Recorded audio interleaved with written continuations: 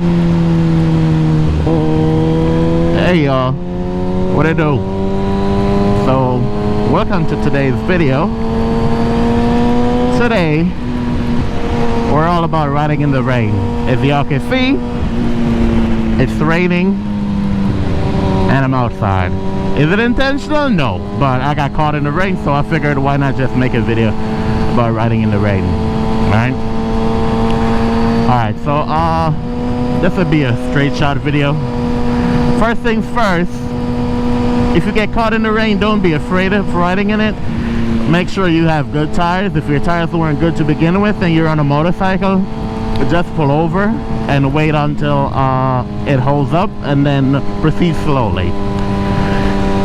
So that's the first thing. Make sure your tires are good and don't be outside of your comfort zone.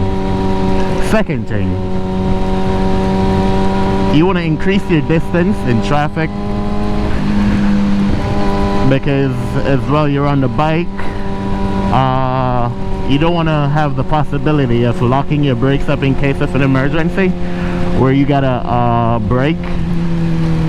And if your bike doesn't have ABS, you don't want to risk locking your brakes up and then of course sliding out. So that's the second thing, right? Alright, third thing that I want to talk about, this is in no specific order. Back to the comfort zone thing. If you're not comfortable in the rain, don't ride in the rain whatsoever, alright? Because you don't want to hurt yourself and you don't want to panic. Also, if your helmet doesn't have I don't remember what it's called for the visor, where it doesn't fog up in the rain, because majority of budget helmets don't come with that. It's like a piece of rubber that you could put in the visor. I don't remember what it's called. And it prevents your helmet from fogging up, so that way you can still see. Alright? And majority of helmets in regards to fogging up anyways, as soon as you start moving, then they'll release the fog and you'll be able to see. Alright, next thing, these lines, yellow lines, white lines, avoid them on a motorcycle, because one, those are some of the most slipperiest things you could be on. So you want to avoid these yellow lines and the white lines, whether they're dotted lines or not, and you want to avoid being in the middle of the road like this. Why do you want to avoid being in the middle of the street? Right to the left or to the right?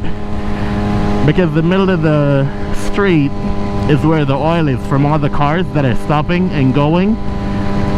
It's normally in the middle, right? So when it's raining, of course that's going to be slick. It's going to be a slicker area. So you want to keep to the right like this, or you want to keep to the left like this. Always look out for cars coming out of wherever. If you're on the highway, it's not a good idea to be on the riding in the rain on the freeway, because the bike is smaller and your brake light is way smaller, so cars might not see you. So in that sense, if you're riding on the freeway, you might want to pull over. What else? Spoke about comfort level. I spoke about making sure your tires are good. Choosing your lane position. Your gear doesn't matter. Riding in the rain, avoiding the yellow lines and the white lines, I spoke about that. Your gear doesn't matter, because if you're gonna get wet, if you're not on an adventure bike, or if you intended on riding in the rain, that's different. You coming out in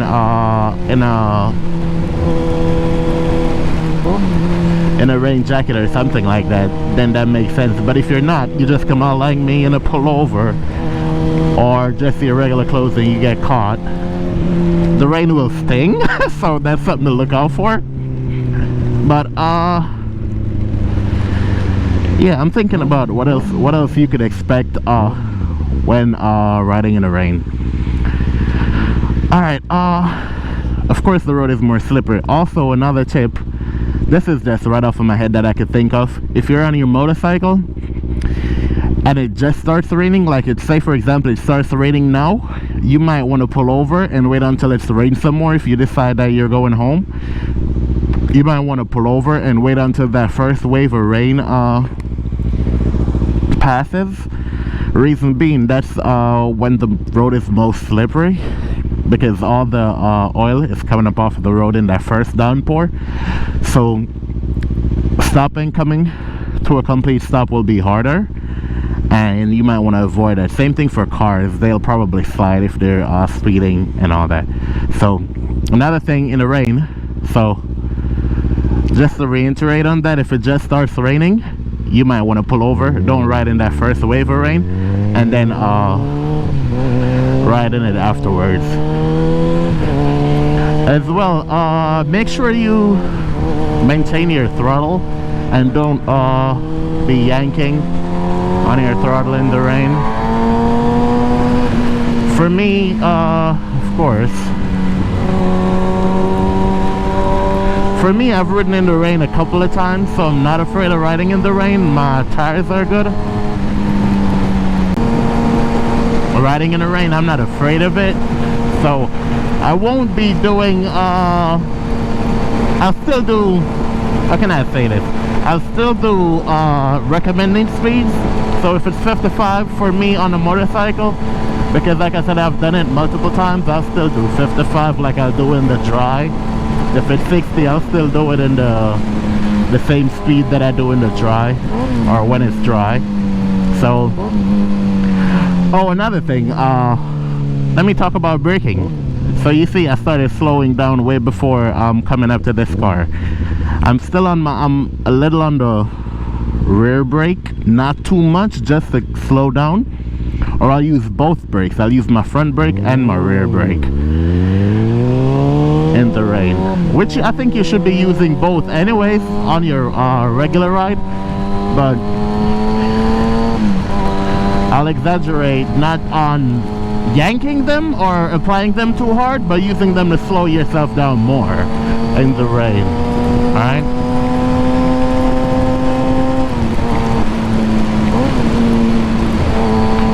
Also, the type of bike that you're on might be different as well.